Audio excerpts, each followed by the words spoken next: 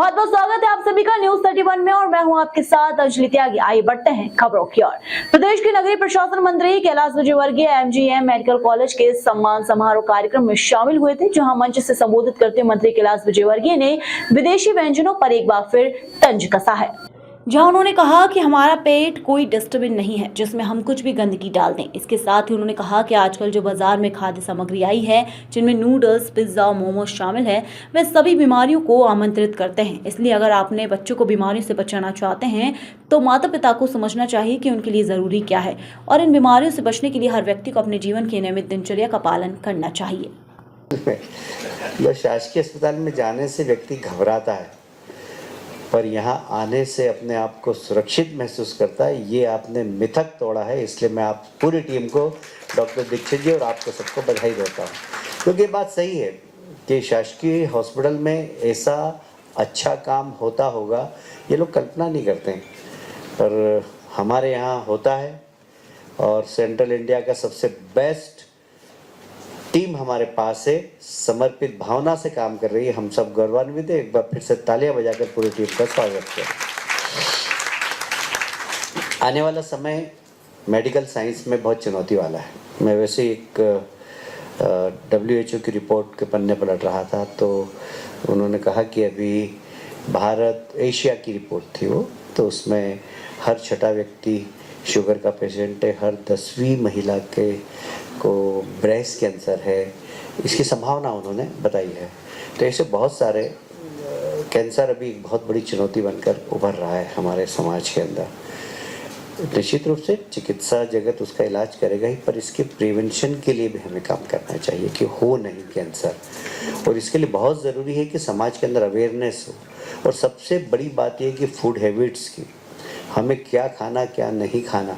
मैं तो इंदौर में जब घूमता हूँ तो मुझे अपने आप पे गुस्सा आता है कि मैं ऐसे शहर का प्रतिनिधि हूँ जहाँ पर लोग रबड़ी और रसगुल्ले खाना भूल गए, और पता नहीं पिज़्ज़ा, मैगी और पता नहीं, मैं तो नाम ही नहीं जानता हूँ, मेमो फेमो क्या क्या खा रहे हैं। आप आमंत्रित कर रहे हैं बीमारियों को। मुझे लगता है कि जिस प्रकार के जो उसमें क्या बोलते हैं उसको, सिरप वगैरह डालते हैं, हाँ जी, हाँ पता नहीं क्या क्या डालते हैं, और वो सब खतरनाक है और सब कहते हैं खतरनाक है। मुझे लगता है कि इसके ऊपर हमारी सरकार अध्ययन करेगी और कुछ चीज़ों को तो बंद करवाना चाहिए, और डॉक्टर्स को प्रमोट करना चाहिए कि जो भी बच्चे आएँ उनके पेरेंट्स को बताइए कि क्या खिलाना। आप यदि आपके बच्चे को प्यार करते हैं तो कम से कम इन चीज़ों से बचाइए। खान पान बहुत ज़्यादा ज़रूरी है कि अच्छा हो, स्वस्थ खाएँ। मैं जब बचपन में जिम जाता था तो हमारे डॉक्टर बॉस हुआ करते थे, तो हम कचौरी खा रहे थे, बोले क्या ये डस्टबिन है, कचौरी खा रहे हो, आलू बड़े खा रहे हो, केले खाओ, सस्ते मिलते हैं और अच्छे मिलते हैं, इससे तुम्हारी बॉडी बनेगी। और बहुत मतलब ताकत से इस बात को कहते थे कि ये सब कचरा है, पेट डस्टबिन नहीं है। यदि आप पेट को डस्टबिन बनाएंगे तो बीमारी को आमंत्रित करेंगे। इसलिए हमारी दिनचर्या कैसी हो, सुबह उठना, व्यायाम करना, क्या खाना क्या पीना, इसका प्रशिक्षण अब बहुत ज़्यादा ज़रूरी है, और विशेषकर बच्चों को। और जब डॉक्टर इस बात की सीख देता है तो लोग मानते हैं उसको, और इसलिए बहुत ज़रूरी है कि हम सब इस दिशा में सोचें और काम करें।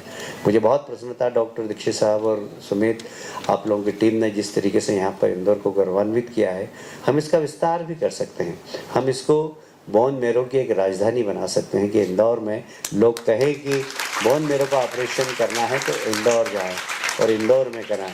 हम इसके लिए जो भी आवश्यकता हो, आपको समाज से, सरकार से, आप एक प्लान करिए, और ज़्यादा से ज़्यादा प्रशिक्षण देने वाले हमारे पास डॉक्टर भार्गव और सतवानी साहब हैं, वो डॉक्टर्स को प्रशिक्षण भी देंगे। बड़ी टीम बनाइए और बड़ा काम करिए। मैं अभी डॉक्टर दीक्षित से भी बात कर रहा था कि इसके बाद हमें हार्ट के बारे में भी सोचना। बहुत पहले आदिवासियों में हार्ट की बीमारी नहीं होती थी, तो वहाँ भी पहुँच गई है। ये यूरिया जहाँ जहाँ पहुँच रहा है, ये सब बीमारी पहुँच रही है। पहले आदिवासियों को कभी शुगर नहीं होती थी। मैं तो 25 साल से आदिवासियों के बीच में काम करता हूँ, कभी नहीं होती थी। आजकल वहाँ पर भी शुगर पहुँच गई है। तो ये सब चीज़ें जो समाज के अंदर विकृति फैला रही, इसके बारे में चर्चा बहुत ज़रूरी है, हमें करते रहना चाहिए। इसके बाद कभी न कभी रिजल्ट निकलेगा।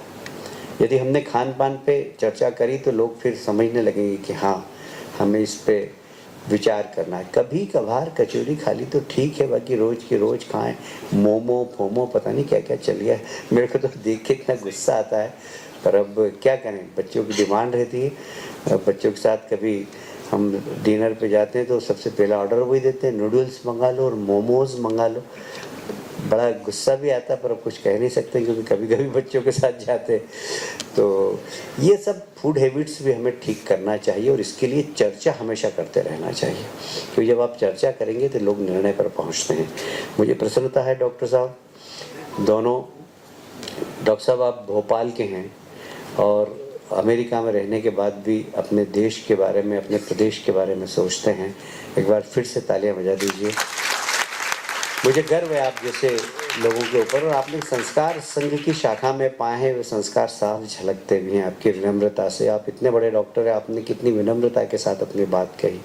डॉक्टर राहुल, मैं बहुत राहुल भार्गव साहब, मैं आपके साहस की प्रशंसा करता हूँ और मैं इस आपने चैलेंज स्वीकार किया, मैं इस चैलेंज को स्वीकार करता हूँ कि आपको क्या क्या फैसिलिटीज़ चाहिए, वो चैलेंज मैं स्वीकार करता हूँ। तुलसी भैया स्वीकार करते हैं, तुलसी भाई स्वीकार कर रहे हैं आप भी, सरकार की ओर से भी और समाज की ओर से भी। डॉक्टर भंडारी, मतलब वो डॉक्टर है नहीं पर मैं उनको डॉक्टर बोलता हूँ, इतना चिकित्सा क्षेत्र की जानकारी है उनको, हर क्षेत्र के अंदर वो बिल्कुल कूद पड़ते हैं और लोगों की समाज सेवा बहुत करते हैं। जरा अनिल भंडारी जी के लिए भी सब तालियां बजा दीजिए। मैं ईश्वर से एक ही प्रार्थना करता हूँ कि आपके हाथ में यश दे। पहली बात तो इसके मरीज कम हो, ऐसी प्रार्थना करूँगा, पर जो मरीज आ जाए आपके हाथ में बस बहुत स्वस्थ होकर जाए, ईश्वर से प्रार्थना करता हूँ। बहुत अच्छा काम कर रहे हैं आप, आपके लिए एक बार फिर से सबके लिए ताली बजाइए, पूरी टीम के लिए बहुत बहुत धन्यवाद। भारत माता की। आइटम्स को आपने स्रोत बताया है, जो बीपी की बीमारियां होती हैं बच्चों में, फूड आइटम को स्रोत बताया है और प्रतिबंध की बात भी आप कर रहे हैं। कुछ फूड्स के अंदर कुछ ऐसे सिरप वगैरह डालते हैं जो शायद जिसके ऊपर एक बार जांच की आवश्यकता है। हमने अधिकारियों को बोला भी है कि जरा देखें कौन कौन से ऐसे सिरप है जो इसके अंदर डाले जाते हैं जो हार्मफुल हैं। उसके लिए हम लोग सरकार को आदेश दे रहे हैं।